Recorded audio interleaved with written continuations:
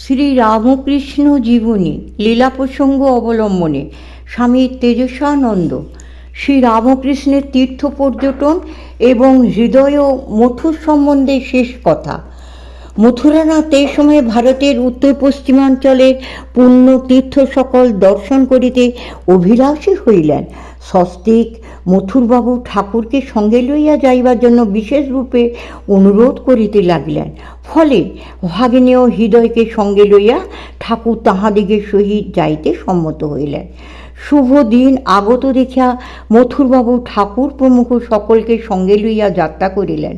তখন ইংরাজি 1868 খ্রিস্টাব্দের 17 জানুয়ারি তারিখ। দেওঘরে পৌঁছিয়া বৈদ্যনাথজিকে দর্শন ও পূজাদি করিবার জন্য মথুরবাবু কয়েকদিন সেখানে অবস্থান করেন।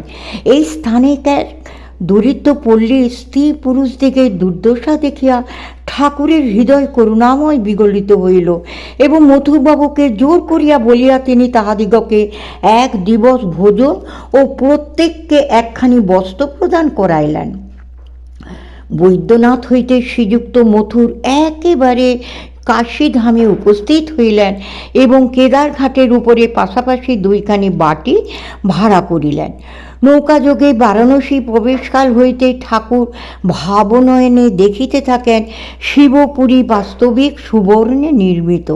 বাস্তবিকই ইহাতে মৃত্তিকা প্রস্তরাদির একান্ত অভাব। যুগ যুগান্তর ধরিয়া সাধু ভক্তগণের কাঞ্চনতুল্য সমুজ্জ্বল অমূল্য হৃদয়ের ভাবরাশি স্তরে স্তরে পুঞ্জীকৃত ও ঘনীভূত হইয়া ইহার বর্তমান আকারে প্রকাশ। সেই জ্যোতির্ময় ভাবগণ মূর্তি ইহার নিত্য স্বরূপ, আর বাহিরে যাহা দেখা যায় সেটা তাহারই ছায়া মাত্র। কাশীতে আর একটি বিশেষ দর্শনের কথা ঠাকুর শ্রীমুখে বলিতেন। একদিন মথুর ঠাকুরকে সঙ্গে লইয়া বারাণসীর মণিকর্ণিকাদি পঞ্চতীর্থ দর্শন করিতে গঙ্গাবক্ষে নৌকা যোগে গমন করেন। মণিকর্ণিকার পাশেই কাশীর প্রধান শ্মশান ভূমি। মথুরের নৌকা যখন মণিকর্ণিকা ঘাটের সম্মুখে আসিল তখন ভাবময় ঠাকুর সহসা সেই দিকে দেখিয়া একেবারে আনন্দে উৎফুল্ল ও রোমাঞ্চিত কলেবর হইয়া নৌকার বাইরে ছুটিয়া আসিলেন এবং একেবারে নৌকার কিনারায় দাঁড়াইয়া সমাধিস্থ হইয়া পড়িলেন। কতক্ষণ পরে ঠাকুরের সেই দিব্যভাবের বিরাম হইলে তিনি সেই অদ্ভুত দর্শনের কথা মথুর প্রভৃতিকে বলিতে লাগিলেন। বলিলেন, দেখিলাম পিঙ্গল বর্ণ জটাধারে দীর্ঘকায় এক শ্বেতকায় পুরুষ গম্ভীর পাদ বিক্ষেপে শ্মশানে প্রত্যেক চিতার পার্শ্বে আগমন করিতেছেন এবং প্রত্যেক দেহকে সযত্নে উত্তোলন করিয়া তাহার কর্ণে তারক ব্রহ্মমন্ত্র প্রদান করিতেছেন। সর্বশক্তিময়ী শ্রী জগদম্বাও স্বয়ং মহাকালী রূপে জীবের অপর পার্শ্বে সেই চিতার উপর বসিয়া তাহার স্থূল সূক্ষ্ম কারণ প্রভৃতি সকল প্রকার সংস্কার বন্ধন খুলিয়া দিতেছেন এবং নির্বাণের দ্বার উন্মুক্ত করিয়া স্বহস্তে তাহাকে অখণ্ডের ঘরে প্রেরণ করিতেছেন। এই রূপে বহুকল্পে যোগ তপস্যায় যে অদ্বৈতানুভবের ভূমানন্দ জীবের আসিয়া উপস্থিত হয় তাহাকে শ্রী বিশ্বনাথ সদ্য সদ্য প্রদান করিয়া কৃতার্থ করিতেছেন। এখানে থাকিবার কালে শ্রী রামকৃষ্ণদেব পালকিতে চাপিয়া প্রায় প্রত্যহই বিশ্বনাথ দর্শনে যাইতেন। হৃদয় তাহার সঙ্গে যাইতে যাইতে ঠাকুর ভাবাবিষ্ট হইয়া পড়িতেন। দেবদর্শনকালের তো কথাই নাই। ওই রূপে সকল দেবস্থানে তাহার ভাবাবেশ হইল। কেদারনাথের মন্দিরে তাহার বিশেষ ভাবাবেশ হইত। কাশীতে অবস্থানকালে ঠাকুর এখানকার খ্যাতনামা সাধুদেরও দর্শন করিতে গিয়াছিলেন। তন্মধ্যে তৈলঙ্গ স্বামীজিকে দেখিয়ায় তাহার বিশেষ প্রীতি হইয়াছিল। ঠাকুর বলিতেন, দেখলাম সাক্ষাৎ বিশ্বনাথ তাহার শরীরটা আশ্রয় করে প্রকাশিত রয়েছেন। তাঁর কথায় কাশী উজ্জ্বল হয়ে রয়েছে।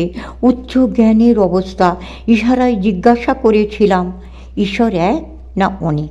তাতে ইশারা করে বুঝিয়ে দিলেন, সমাধিস্থ হয়ে দেখো তো এক, নইলে যতক্ষণ আমি তুমি জীবজগৎ ইত্যাদি নানা জ্ঞান রয়েছে ততক্ষণ অনেক। তাকে দেখে হৃদয়কে বলেছিলাম, একেই ঠিক ঠিক পরমহংস অবস্থা বলে।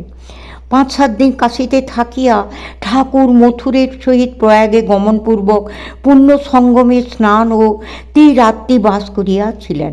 প্রয়াগ হইতে কাশীতে ফিরিয়া পুনরায় তথায় এক পক্ষকাল বাস করিয়া শ্রী বৃন্দাবন দর্শনে গমন করেন।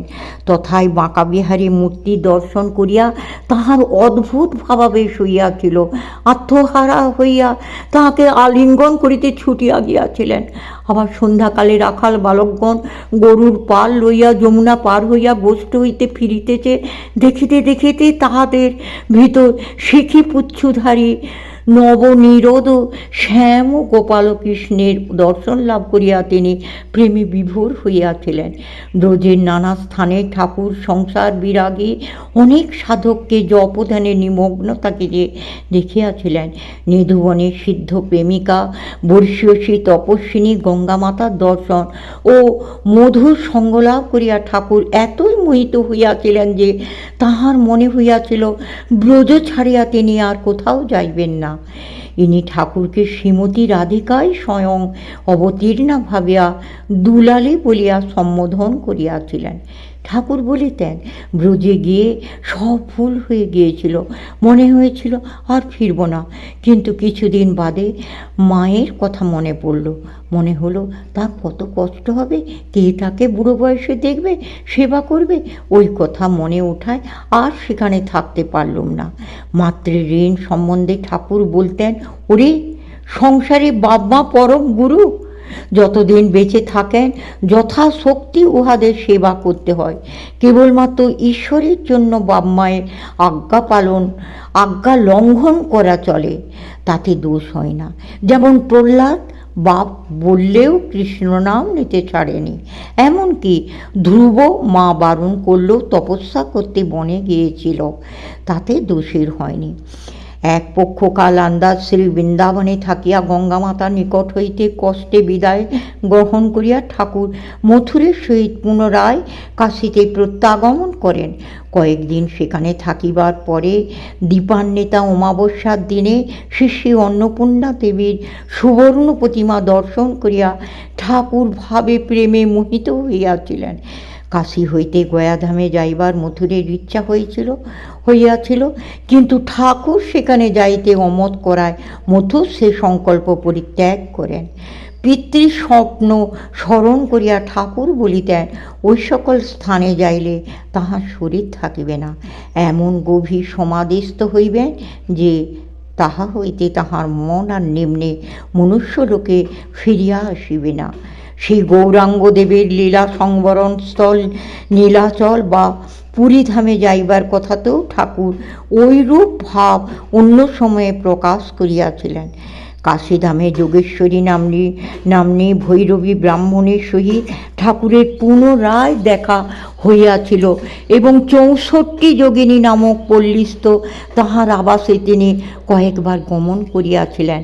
ব্রাহ্মণীকে ঠাকুর এখন হইতে সে বৃন্দাবনে অবস্থান করিতে বলিয়াছিলেন।